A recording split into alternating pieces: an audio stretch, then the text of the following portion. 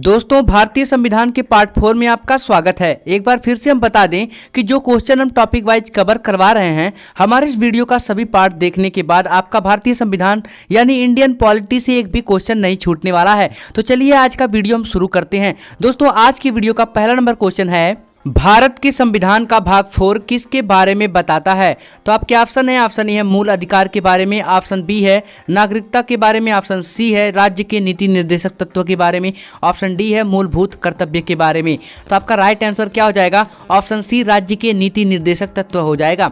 जी दोस्तों, next number question है, भारतीय संविधान में राज्य के नीति निर्देशक सिद्धांतों का निरूपण निम्न में से किस स्थान के लिए किया गया है?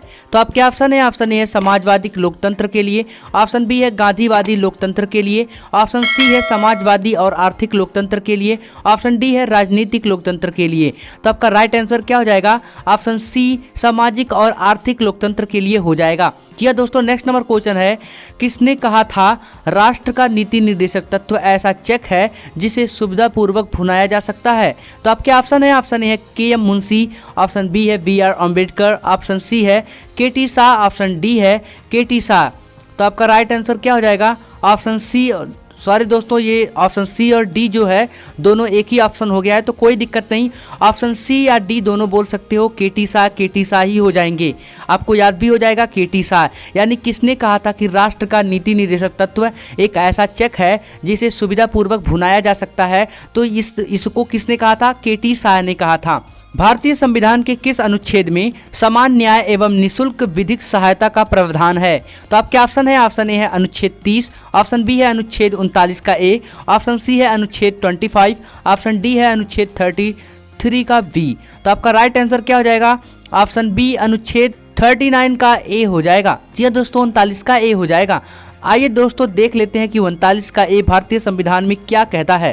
तो दोस्तों, ये बिल्कुल अनुच्छेद 14 के जैसा ही है। जी हाँ दोस्तों, ये 39 का के ये कहता है कि सभी व्यक्तियों को समान न्याय मिलना चाहिए और निःशुल्क कानूनी विधि सहायता भी मिलना चाहिए। जी हाँ दोस्तों, ये अनुच्छेद 14 के जैसा ही है। तो नेक्स्ट नंबर क्वेश्चन है, भारतीय प्रशासन पर किस तत्व का प्रभाव है? तो आपके ऑप्शन है, ऑप्शन ए है संघवाद का, ऑप्शन बी है संसदीय लोकतंत्र का, ऑप्शन सी है नियोजन का, ऑप्शन डी है ये सभी का। तो आपका राइट आंसर क्या हो जाएगा? ऑप्शन डी ये सभी हो जाएगा। दोस्तों, भारतीय प्रशासन पर किस तत्व का प्रभाव है? इसका मतलब कि ये संघवाद, संसदीय लोकतंत्र और नियोजन, इन तीनों का प्रभाव जो है भारतीय प्रशासन पर है। जी दोस्तों, नेक्स्ट नंबर क्वेश्चन है, निम्न में से कौन सा मौलिक अधिकार नहीं है? निम्न में से कौन सा मौलिक अधिकार नहीं है? तो आपके ऑप्शन है, ऑप्शन ए है धार्मिक स्वतंत्रता का अधिकार, ऑप्शन बी है समानता का अधिकार, ऑप्शन सी है विचार और अभिव्यक्ति का अधिकार, ऑप्शन डी है सभी पुरुषों और महिलाओं हेतु समान काम के लिए समान वेतन का अधिकार।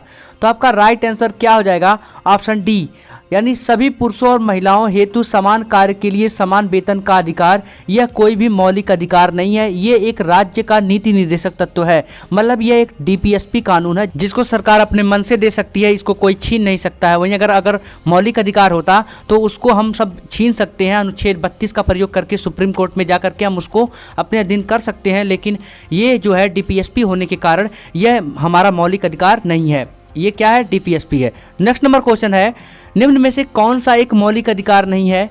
अब इनमें से आपको बताने हैं कि निम्न में से इनमें से कौन सा मौलिक अधिकार नहीं है। तो आपके ऑप्शन है, ऑप्शन ए है शोषण के विरुद्ध अधिकार, ऑप्शन बी है अवसर की समानता, ऑप्शन सी है धर्म की स्वतंत्रता का अधिकार, ऑप्शन डी है हड़ताल करने का अधिकार। तो आपका राइट आंसर क्या हो जाएगा? ऑप्शन डी हड़ताल करने का अधिकार हो जाएगा। दोस्तों, निम्न में से कौन सा एक मौलिक अधिकार नहीं है? तो ये शोषण के विरुद्ध अधिकार, अवसर की समानता, धर्म की स्वतंत्रता का अधिकार, ये सब हमारा मौलिक अधिकार है, लेकिन हड़ताल करने का अधिकार ये हमारा मौलिक अधिकार नहीं है। जी हाँ दोस्तों, नेक्स्ट नंबर क्वेश्चन है, 1 अप्रैल 2010 को कौन सा अधिकार भारतीयों को प्रदान किया गया है? 1 अप्रैल 2010 को कौन सा जो अधिकार है वो भारतीयों को प्रदान किया गया है?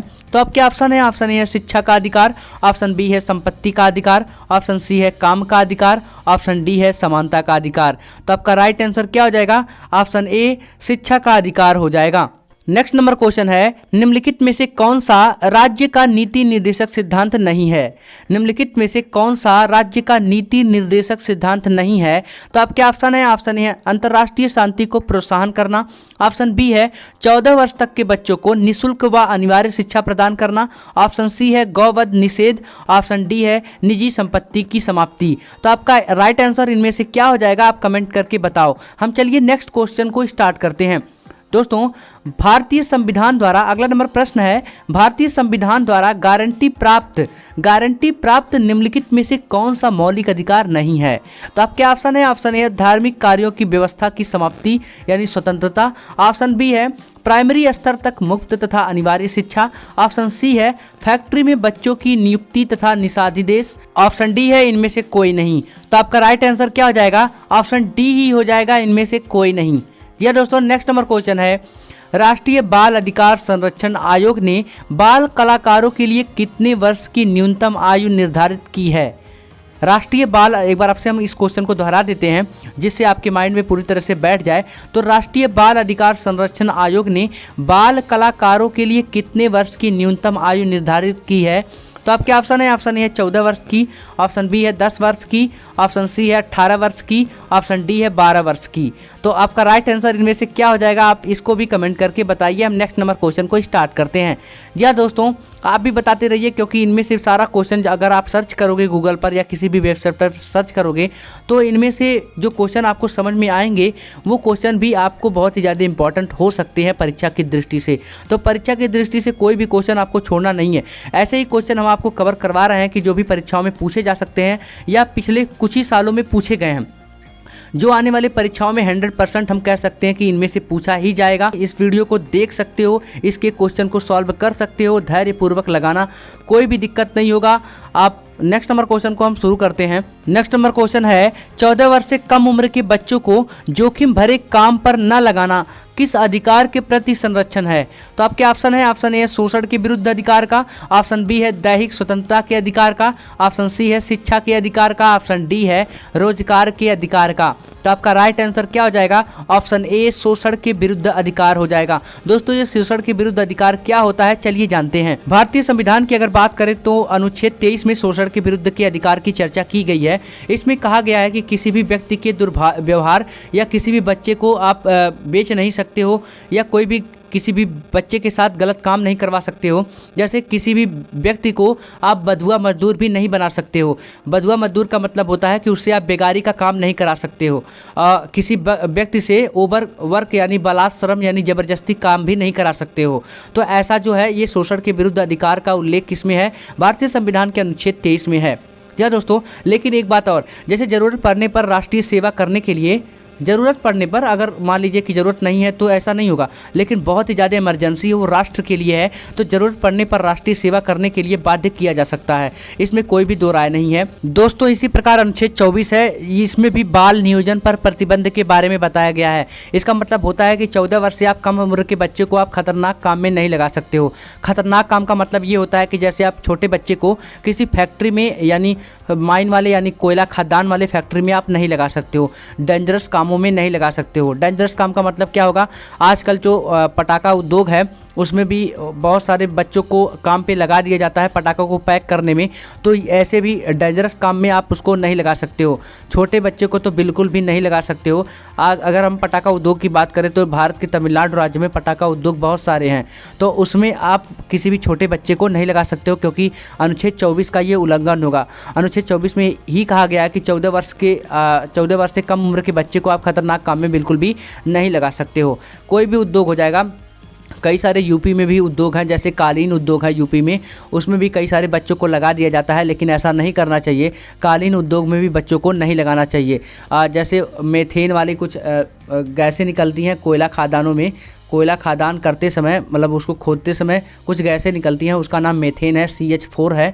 तो ऐसे कामों में उसको नहीं लगाना चाहिए। उसके शरीर के लिए, उसके शरीर के ढांचे के लिए बहुत ही हानिकारक गैसें ये होती हैं। तो नेक्स्ट नंबर क्वेश्चन हम स्टार्ट करते हैं। अगला नंबर क्वेश्चन है, मूल कर्तव्यों का वर्णन संविधान के किस अनुच्छेद में है? तो आपके ऑप्शन है, ऑप्शन ए है अनुच्छेद 51, ऑप्शन बी है अनुच्छेद 51 का ए, ऑप्शन सी है अनुच्छेद 51 का बी, ऑप्शन डी है अनुच्छेद 24 का डी। तो आपका राइट आंसर क्या हो जाएगा? ऑप्शन बी अनुच्छेद 51 का ए हो जाएगा। इसमें मूल कर्तव्यों का वर्णन संविधान के अनुच्छेद 51 के क में दिया गया है।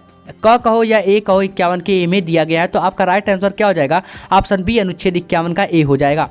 नेक्स्ट नंबर क्वेश्चन है, वर्ष 2005 में सूचना के अधिकार की परिपाटी, वर्ष 2005 में सूचना के अधिकार की परिपाटी में अग्रणी व्यक्ति कौन है? अग्रणी व्यक्ति कौन है? तो आपके ऑप्शन है, ऑप्शन ए है सुंदरलाल बहुगुणा, ऑप्शन बी है मेघा पाटेकर, ऑप्शन सी है राजेंद्र सिंह, ऑप्शन डी है अरुणा राय। तो आपका राइट आंसर क्या हो जाएगा? ऑप्शन डी अरुणा राय हो जाएगा। मतलब वर्ष 2005 में सूचना के अधिकार की परिपाटी में अग्रणी व्यक्ति कौन था?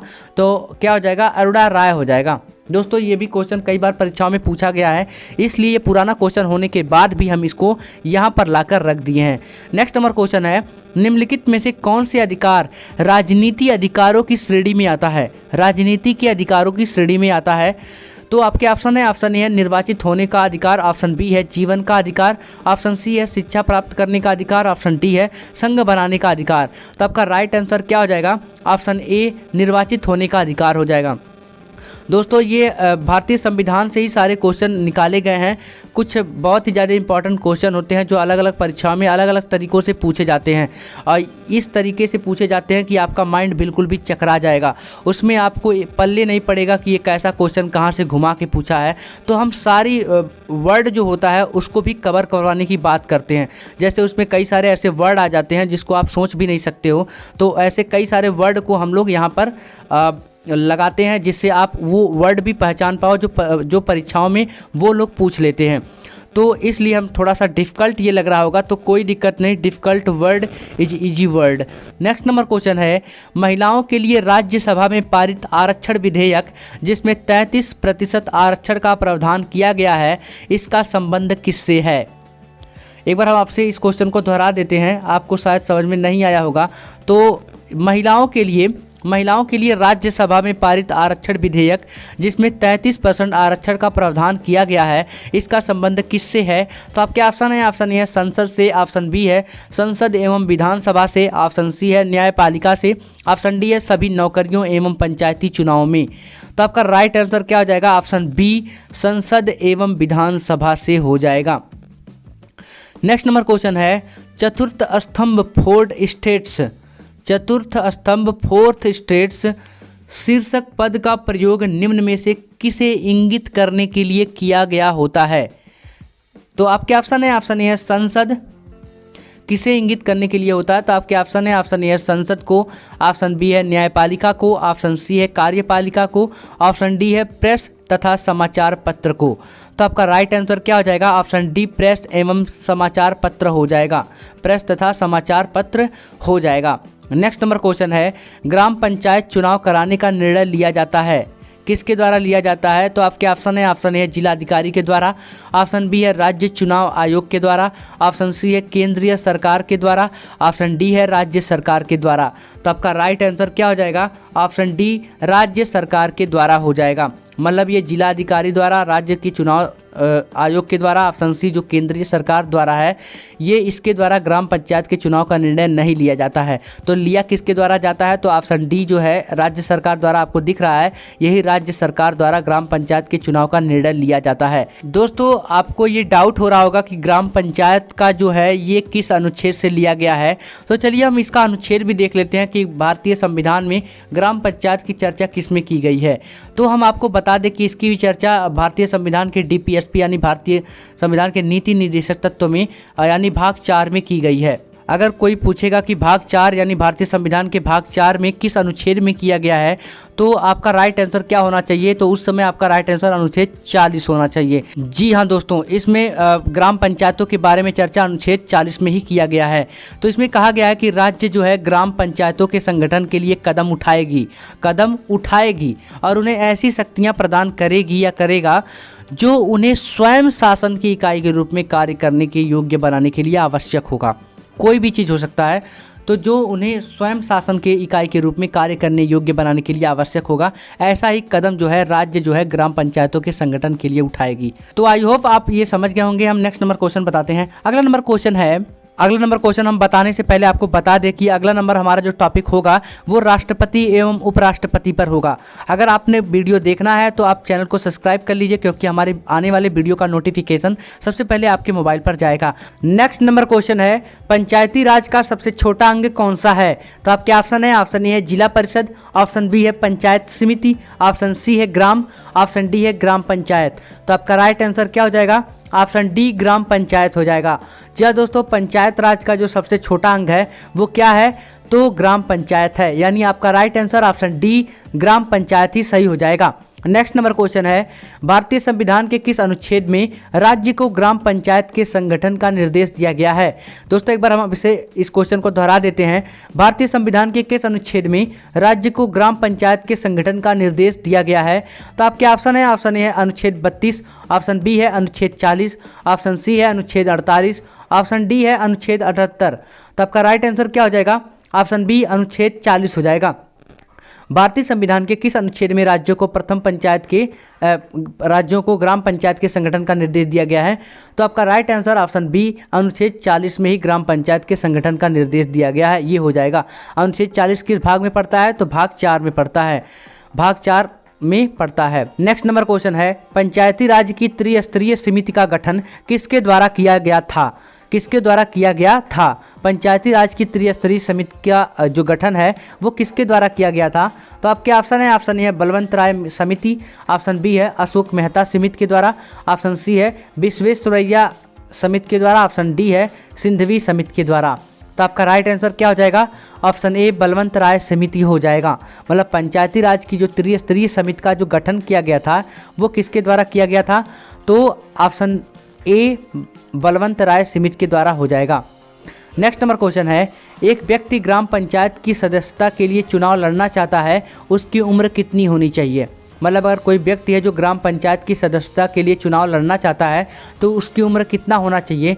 तो आपके ऑप्शन है, ऑप्शन ए है 18 या उससे ऊपर, 19 या उससे ऊपर, ऑप्शन सी है 21 वर्ष या उससे ऊपर, ऑप्शन डी है कम से कम 25 वर्ष। तो आपका राइट आंसर क्या हो जाएगा? ऑप्शन सी 21 वर्ष या उससे ऊपर का होना चाहिए। यानी अगर कोई व्यक्ति 21 वर्ष या उससे ऊपर का रहेगा तो वो व्यक्ति जो है ग्राम पंचायत की सदस्यता के लिए चुनाव लड़ सकता है, ग्राम पंचायत की सदस्यता के लिए चुनाव लड़ सकता है। नेक्स्ट नंबर क्वेश्चन है, निम्नलिखित में से ग्राम पंचायत की आय का स्रोत कौन सा नहीं है? निम्नलिखित में से ग्राम पंचायत की आय का जो स्रोत है वो कौन सा नहीं है? तो आपके ऑप्शन है, ऑप्शन ए है संपत्ति कर, ऑप्शन बी है भवन कर, ऑप्शन सी है भूमि कर, ऑप्शन डी है वाहन कर। तो आपका राइट आंसर क्या हो जाएगा? ऑप्शन ए संपत्ति कर हो जाएगा। मतलब संपत्ति कर जो है ग्राम पंचायत की आय का स्रोत नहीं है, ग्राम पंचायत की आय का स्रोत नहीं है। जबकि भवन कर, भूमि कर, वाहन कर से ये ग्राम पंचायत की आय का स्रोत है, जबकि संपत्ति कर ग्राम पंचायत की आय का स्रोत नहीं है। नेक्स्ट नंबर क्वेश्चन है, निम्नलिखित में से ग्राम पंचायतों की आय का स्रोत कौन सा है? तो आपके ऑप्शन है, ऑप्शन ए है आयकर, ऑप्शन बी है बिक्री कर, ऑप्शन सी है व्यावसायिक कर, ऑप्शन डी है लेवी शुल्क। आपका राइट आंसर क्या हो जाएगा इनमें से? ऑप्शन सी व्यावसायिक कर हो जाएगा। मतलब निम्नलिखित में से ग्राम पंचायत का जो आय का स्रोत है वो क्या है? ऑप्शन सी व्यावसायिक कर हो जाएगा। नेक्स्ट नंबर क्वेश्चन है, भारतीय संविधान का कौन सा भाग राज्य को बच्चों, महिलाओं, अनुसूचित जातियों और अनुसूचित जनजातियों के लिए प्रावधान बनाने का अधिकार देता है? ये क्वेश्चन बहुत ही इंपॉर्टेंट है दोस्तों परीक्षा की दृष्टि से, क्योंकि परीक्षाओं में ऐसे ही क्वेश्चन पूछे जाते हैं। दोस्तों भारतीय संविधान का क्वेश्चन है कि भारतीय संविधान का कौन सा भाग राज्य को बच्चों, महिलाओं, अनुसूचित जाति और अनुसूचित जनजातियों के लिए प्रावधान बनाने का अधिकार देता है? तो आपके ऑप्शन है, ऑप्शन है भाग 5, ऑप्शन बी है भाग 4, ऑप्शन सी है भाग 3, ऑप्शन डी है भाग 1। तो आपका राइट आंसर क्या हो जाएगा? ऑप्शन सी भाग 3 हो जाएगा। मतलब जो भाग 3 है भारतीय संविधान में, भाग 3 जो है मतलब 12 से 35 तक है भाग 3।